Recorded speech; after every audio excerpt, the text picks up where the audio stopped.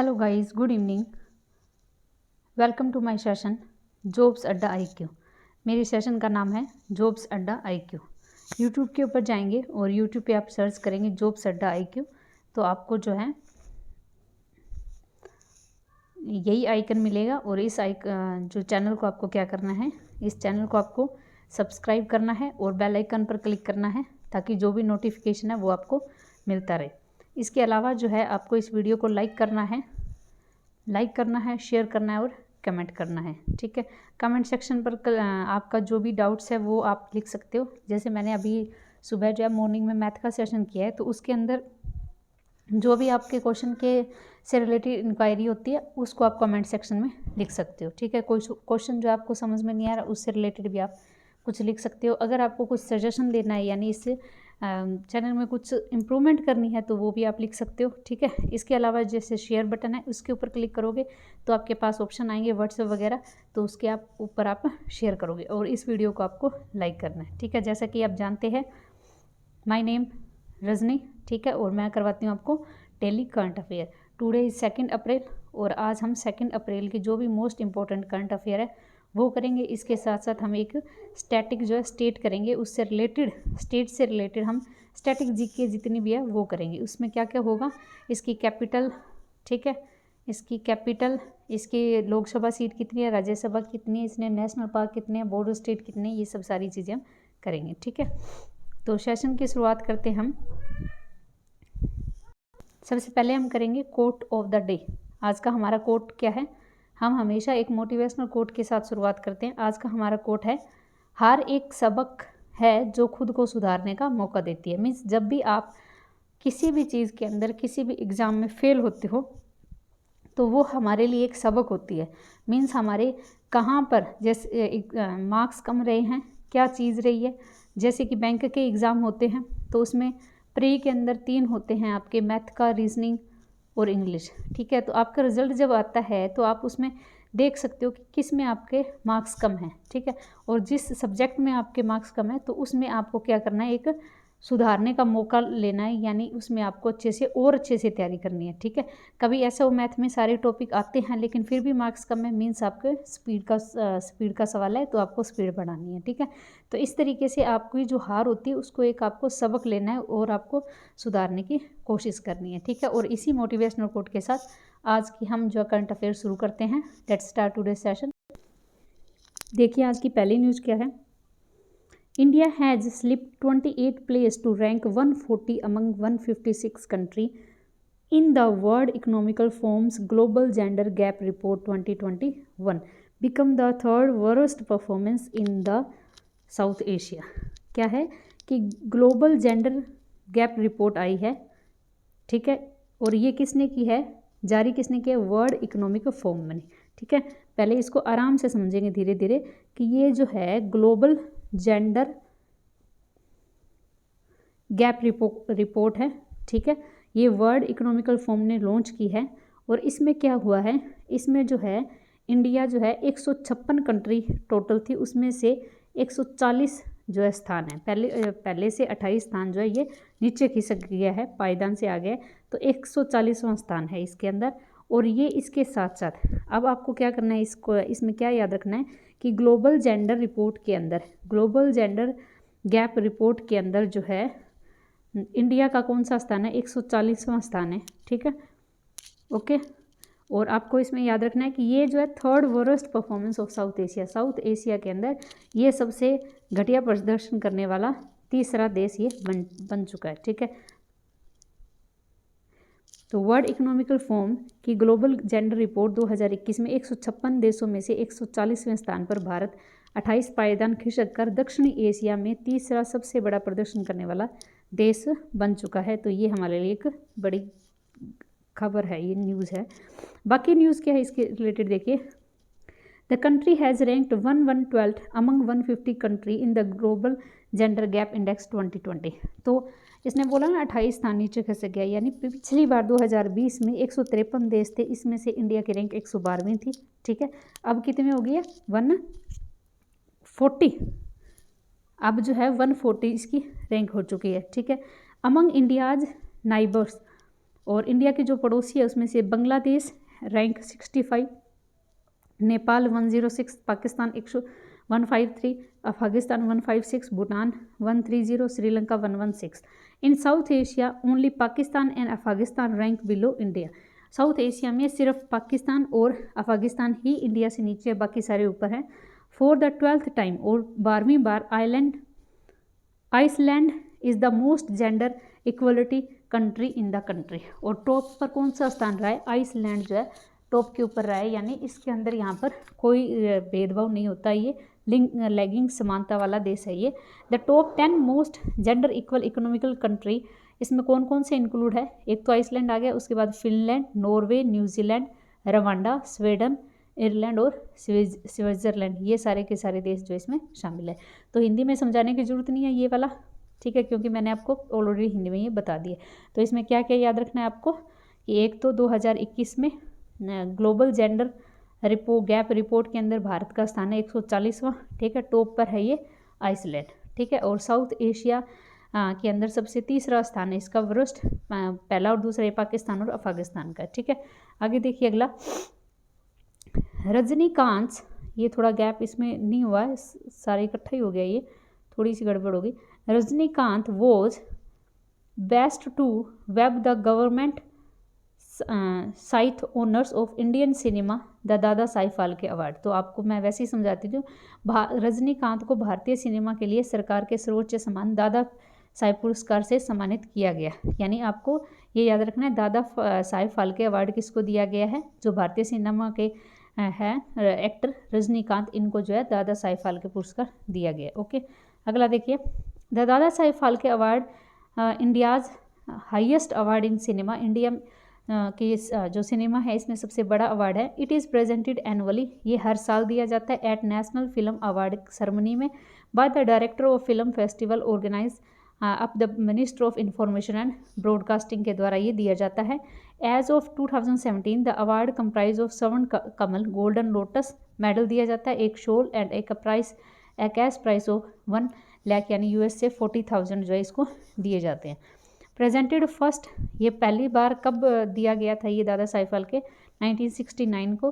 The award was introduced by the government of India to commemorate Dada Saheb's contribution in India cinema. और दादा साहेब का जो भारतीय cinema के अंदर योगदान है इसको यादगार बनाने के लिए 1969 को ये सबसे पहली बार ये अवार्ड जो है दिया गया था, ठीक है। तो ये चीज़ें इसमें याद रखनी है आपको। आगे देखिए,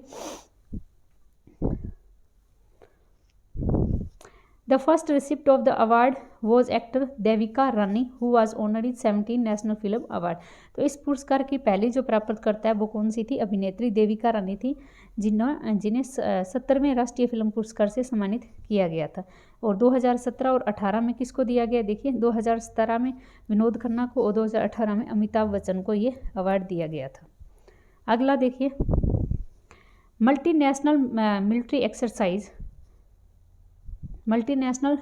एक्सरसाइज है, ये कौन सी है? देखिए, Shantir Agrosena 2021 front runner of the peace, यानी शांति का front runner will be held in Bangladesh to commemorate the birth century of Bangladesh father of the nation Bangabandhu Sheikh Mujibur Rahman and mark glorious 50 year liberation.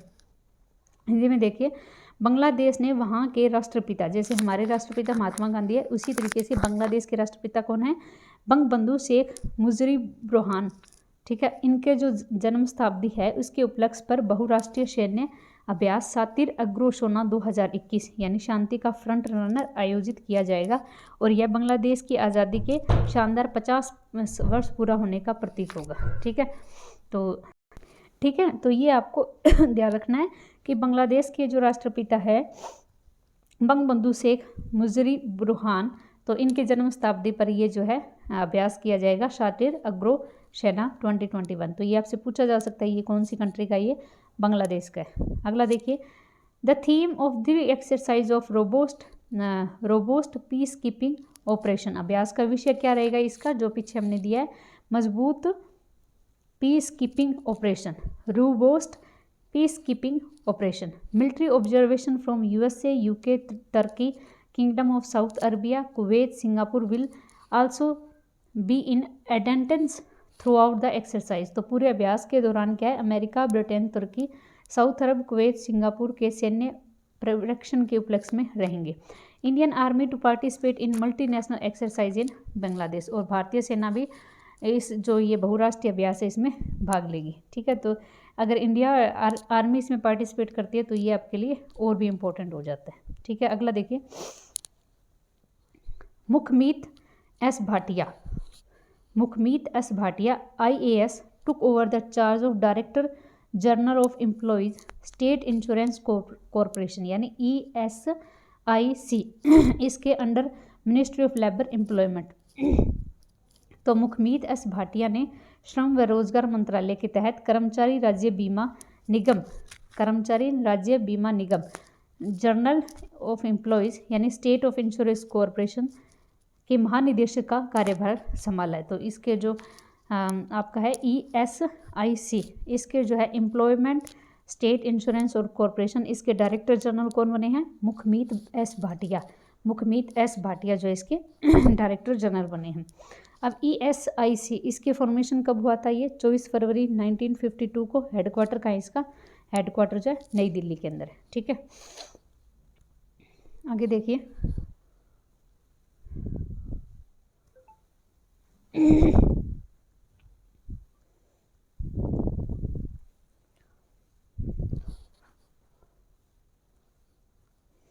Central government has constitute expert committee to review the existing rules and regulation on safety, health, working condition standards pertaining to factory, docks and construction worker। केंद्र सरकार ने कारखानों, बंदरगाह के डाक और अन्य निर्माण स्थल पर सुरक्षा, स्वास्थ्य और काम करने की स्थिति के मौजूदा नियमों और विनियमों की समीक्षा के लिए एक विशेष समिति का गठन किया। यानी इसमें कुछ रूल्स वगैरह अगर चेंज करना है तो उसके अंदर ये इन्होंने एक कमेटी बिठाई है। तो इसके चेयर कौन करेंगे इस कमेटी को, RK इलनगोवान जो है इसको चेयर करेंगे। ठीक है, अगला देखिए, at ₹1.23 lakh crore the goods and service tax collection in March was the highest ever since the GST regime was introduce in July 2017। जुलाई 2017 में GST शासन लागू होने के बाद मार्च में 1.23 lakh crore goods and service tax संग्रह जो है सबसे अधिक है। तो GST का कलेक्शन जो है जुलाई 2017 से जो है सबसे ज़्यादा है, कितना ये 1.23 लाख जो है इसका करोड़ जो है इसका GST का कलेक्शन है। तो जनवरी में ये इतना था, फरवरी और मार्च, ठीक है, आगे ये इतना है। आगे देखिए,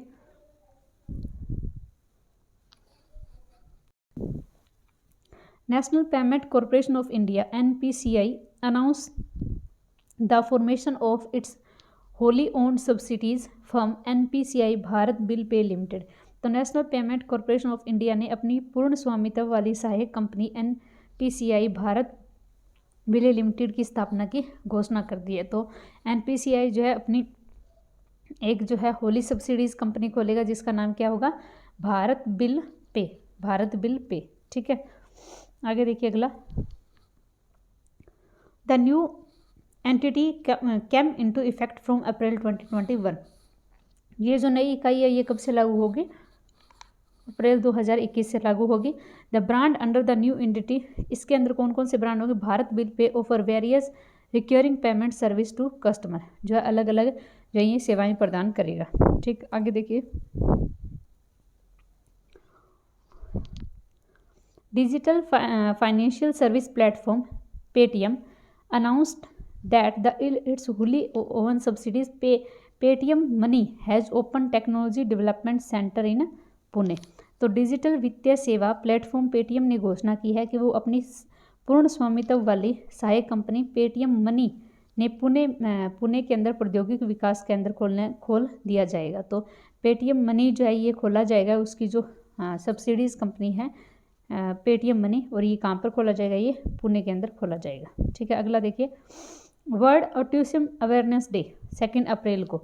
तो तो विश्व ऑटिज्म जागरूकता दिवस 2 अप्रैल को मनाया जाता है, ये आपको याद रखना है, ठीक है। अप्रैल के डे जैसे शुरू हो गए। The 4th batch of 3 Rafale fighter jet arrived in India from France. तो 3 राफेल फाइटर जेट का चौथा जस्ता है वो फ्रांस से आ चुका है। तो ये काफ़ी न्यूज़ में रहा है राफेल फाइटर। तो इसका जो 4th बैच है ये इंडिया के अंदर आ गया फ्रांस से, ठीक है। अगला देखिए, तो ये आप देख ही लीजिए इसमें। The jet were provided the mid air craft fuel by the aircraft from UAE. तो इसने ईंधन भरवाने की सुविधा यूएई में थी। The formal induction ceremony of the fleet had taken the Ambala on September 10 last. The second batch of the 3 Rafale jet arrived in India November 3, while the third batch another 3 jet joined IFC in January 27। तो 3 जो Rafale jet है उसका दूसरा batch 3 नवंबर को भारत आया, जबकि 3 अन्य जो जेट है उसका तीसरा बैच 27 जनवरी को ये वायुसेना में शामिल हुआ था, ठीक है। अगला देखिए, जो पहला है first Rafale secured is based on Ambala air force station. जो पहला राफेल था वो अम्बाला वायु स्टेशन पर स्थित है। The Indian air force is set up to raise the second squadron of the Rafale compact jet in mid April and will be based in Hasimara air based in West Bengal. तो भारत वायुसेना अप्रैल के मध्य में राफेल लड़ाकू जेट के दूसरे स्क्वाड में स्थित करने के लिए तैयार है और यह पश्चिमी बंगाल के हसीमरा हवाई अड्डे पर स्थित होगा। Rafale jet manufacturing by French, ये आपसे इंपॉर्टेंट क्वेश्चन है क्योंकि ये बहुत ज़्यादा न्यूज़ में रहा था। तो जो राफेल जेट है ये मैन्युफैक्चर किसके द्वारा किया गया है? French aerospace major absolute aviation के द्वारा ये निर्मित किया गया है। और इंडिया ने साइन किया, इंटर गवर्नमेंट ने फ्रांस के साथ 36 राफेल का, ठीक है। और इसकी कॉस्ट क्या है? 59,000 करोड़ जो इसकी कॉस्ट आएगी टोटल। अब हम करेंगे एक स्टेट हिमाचल प्रदेश। हिमाचल प्रदेश का फॉर्मेशन कब हुआ था? 25 जनवरी 1971 को। कैपिटल इसकी शिमला है। इसकी जो है धर्मशाला भी कैपिटल है, वो सेकंड कैपिटल है विंटर की। Chief minister Jairam Thakur. District इसकी 12 है। लोकसभा सीट 4 है। राज्यसभा 3 है। ऑफिशियल लैंग्वेज इसकी हिंदी है। लेजिस्लेचर इसका यूनिकैमरल है, ठीक है। और स्टेट और यूटी जो बॉर्डर के ऊपर है वो कौन कौन सी है? जम्मू कश्मीर, पंजाब, हरियाणा, उत्तराखंड, उत्तर प्रदेश और लद्दाख जो इसकी बॉर्डर स्टेट है, ठीक है। इसके अलावा इसके नेशनल पार्क देखिए, great valley, Pin valley, Inder Kila, Kheerganga, Simbalbara, ये सारे नेशनल पार्क है। फटाफट रिवाइज करोगे तो इसको याद हो जाएगा। ग्रेट हिमालय, पिन वैली, इंदर किला, खीरगंगा, सिंबलवारा इसके नेशनल पार्क है। वाइल्ड लाइफ सेंचुरी कौन कौन सी है? किब्बर, गोविंद सागर, दौलधर, चेल और कुद्दकी जो इसके नेशनल वाइल्ड लाइफ सेंचुरी है, ठीक है। तो ये हमने आज की न्यूज़ की है, ठीक है। होप सो आपको पसंद आया हुआ सेशन। इसको रिवाइज करने की ज़रूरत नहीं है, आप इसको सेशन को दोबारा से देख लेना, ठीक है। काफ़ी लंबा सेशन हो चुका है ये। तो आज के लिए थैंक यू सो मच। जैसा कि आपको पता है सुबह मैंने मैथ का वीडियो डाला है, उसको आप ज़रूर देखिए। वो TDSD के ऊपर है, टाइम डिस्टेंस और स्पीड के ऊपर, ठीक है। आगे से आगे मैं इसके टफ क्वेश्चन भी लेके आऊँगी, ठीक है। और बाकी जो है सेशन को आप शेयर करना और जितना हो सके इसको लाइक कीजिएगा। Okay, thank you so much for watching my session. Keep smiling always, be healthy, bye.